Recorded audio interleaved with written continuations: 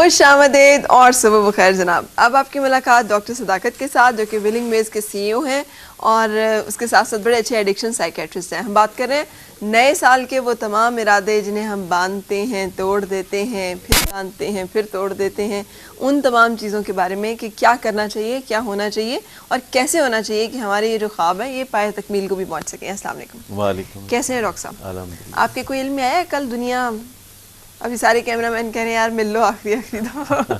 मैं ऐसी चीज़ों में यकीन नहीं रखता, सुपरस्टिशंस में। अच्छा, ये वक्त के साथ साथ होती रहती है चीज़ें, फिर वो लोग भूल जाते हैं, कभी सोचते नहीं कि वो जो हमने सोचा था वो तो हुआ नहीं। वैसे अमेरिका में क्या बनेगा? 13 वो तो 13th फ्लोर भी नहीं रखते।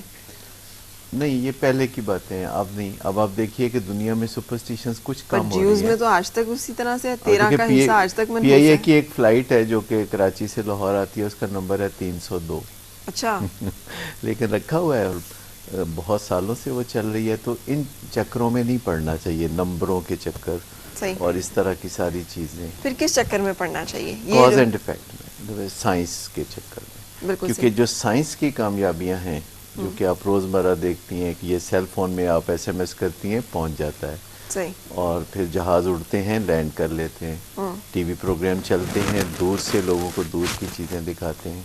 बिल्कुल सही। सो साइंस की जो मिरेकल्स हैं उनके अंदर खोज लगानी चाहिए और उनके अंदर अपना यकीन रखना चाहिए। वैसे ये वामे शामे इंसान को आपके ख्याल में कैसे इफेक्ट करते हैं? ये जो लोग कहते हैं ये हिंसा अच्छा नहीं है, ये मुझे सूट नहीं करता, ये दिन मुझे सूट नहीं करता, ये रंग मुझे सूट नहीं करता, ये जगह मुझे सूट नहीं करती, ये बंदा मुझे सूट नहीं करता। ये अक्सर मर्द जो है, मैंने ख्वातीन के बारे में कहते सुना, जब से ये आई है हमारे घर में मेरे पास तो पैसे ही नहीं रहे।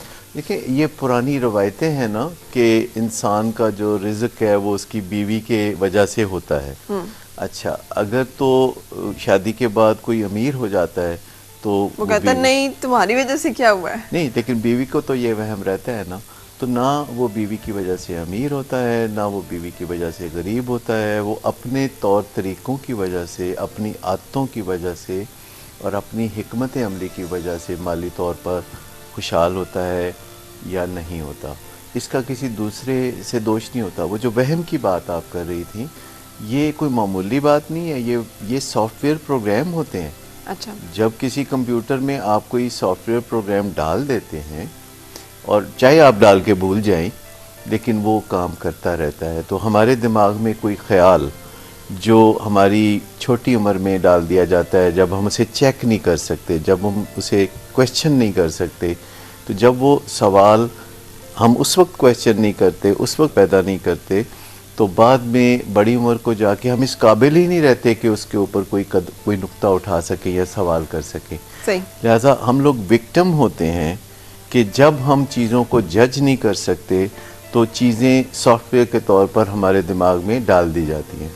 लेकिन बाज़ लोग इसे वक्त के साथ डेवलप करते हैं, पुख्ता होता जाता है। हाँ। उन्हें लगता है पिछले बुध को भी ये हुआ था। खैर बुध को तो अक्सर लोग बड़ा मौजू समझते हैं, लेकिन चले पिछले मंगल को भी ये हुआ था, उससे पिछले को भी ये हुआ था, उससे पिछले को भी ये हुआ था। तो मेरे लिए तो ये दिन बड़ा भारी है, मुझ पे तो ये कोई बड़ा ही, मैं तो कोई नया काम, अच्छा काम इस दिन नहीं शुरू कर सकता है, कर सकती। ऐसे वहम इंसानों को आते रहते हैं और फिर वो किसी न किसी तरीके से अपने वहम को दूर करते हैं। जैसे कोई ख़ास रंग के कपड़े पहनने से अगर उनको एक दिन कामयाबी मिली थी तो फिर वो कपड़े जो है हर उस मौके पे पहनते हैं जब उन्हें कोई अहम कामयाबी दरकार होती है।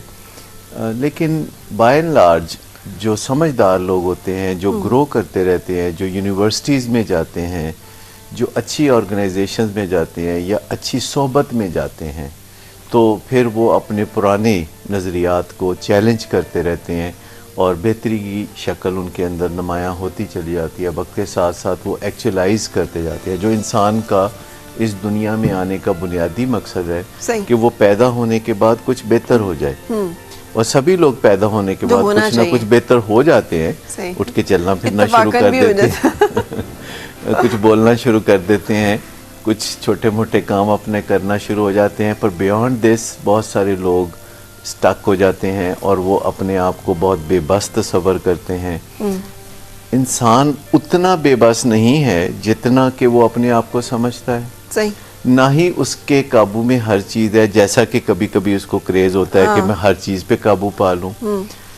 बेबस होने और बस में दरमियान कहीं इंसान होता है और उसको वो सिचुएशन को बेहतर भी बना सकता है। उसे कहते हैं बस भाई बस। अच्छा डॉक्टर साहब, वो टॉप 10 क्या रेजोल्यूशंस हैं जो लोग अमूमन बनाते हैं? मेरा वजन कम हो जाए, मेरी तनख्वाह बढ़ जाए, मैं क्या करूं जिंदगी में खुशहाल, घर वालों को ज्यादा टाइम दूं, घर वालों को ज्यादा मैं टाइम खुश रहना शुरू कर दूं, मैं एंजॉय करना शुरू कर दूं, मैं नंबर अपनी ज्यादा आ सेहत का जाए, ख्याल करना शुरू कर दूं, मेरे नंबर ज्यादा आ जाएं। अच्छा एक ही होता है कि मैं लोगों की खिदमत करूं, ये भी बहुत से लोगों के अंदर कहीं ना कहीं होता है एक जज्बा। मेरा वजन कम हो जाए, ये तमाम इस साल में मैंने या मैं ये इतनी करना दौलत है। ज्यादा कमाने लगूं, मेरी माली मुश्किलात दूर हो जाएं, या जो मैंने कर्जा लिया हुआ है वो मैं अदा कर दूं। सही। बहुत से लोगों के ये भी मसाइल होते हैं, या फलां से मेरे ताल्लुकात जो ख़राब हैं वो ठीक हो जाएं।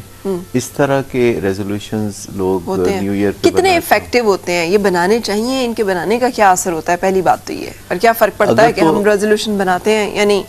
अगर तो ये है कि आप कहते हैं कि 1 जनवरी से आप टोटल बदल जाएंगे उसी दिन, तो फिर ये एक ऐसा ट्रैप है जिसमें हम फंस कर रह जाएंगे, नाकामी मिलेगी और मूड ख़राब होगा।